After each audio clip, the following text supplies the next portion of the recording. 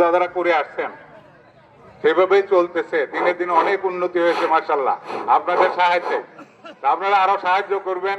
মাদ্রাসা নিয়ে কেউ কোনো দলাদলিতে যাবেন না।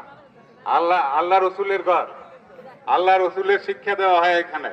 আপনাদের এই এলাকাবাসী ছেলে মেয়েরা এখানে লেখাপড়া করে, তারা বাইরে যায় লেখাপড়া করতে পারতো না, তারা এখানে লেখাপড়া করার সুযোগ পেয়েছে। এই একটা বিরাট একটা অবদান এই মাদ্রাসা এই এলাকাবাসীর জন্য। এলাকাবাসীর মানুষের ধর্ম সম্বন্ধে যে জ্ঞান দান করা, এটা এই মাদ্রাসার জন্য আরো বেশি সহজ হচ্ছে, সারা এলাকায় প্রচার হচ্ছে।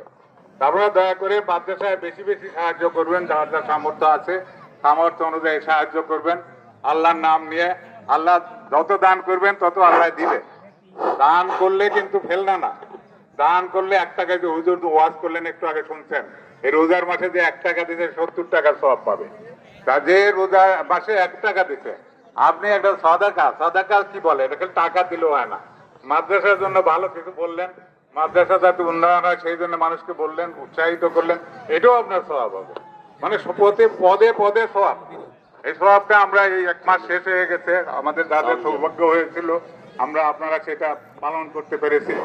আল্লাহ আমাদের যদি আবার আমরা সবার জন্যই দোয়া করি, আগামী রমজানের জন্য, পবিত্র রমজানও যেন আমরা পেয়ে যাই। আমরা সবাইকে আল্লাহর কাছে আমরা আমাদের পাপ গুনার জন্য আল্লাহর কাছে আমরা ক্ষমা প্রার্থনা করতে পারি, সুযোগ পাই। কারণ ওই মাসে, এই রমজান মাসে একটা নেকি করলে 70টা নেকি সওয়াব একবার বেড়ে যাবে আর কি। এত সওয়াব তো আর অন্য কোনো সময় পাওয়া যাবে না সারা 11 মাসে। এটা আমাদের সৌভাগ্য, আমরা যারা পেয়েছি, যাদেরকে আল্লাহ তাআলা কবুল করেছেন, আল্লাহ রহমত করেছেন, আল্লাহর দরবারে শুকরিয়া, আলহামদুলিল্লাহ। তো সবাই ভালো থাকেন, আমার জন্য দোয়া করবেন, আমাদের বাবা মা দাদা দাদি সবার জন্য সবাই দোয়া করবেন।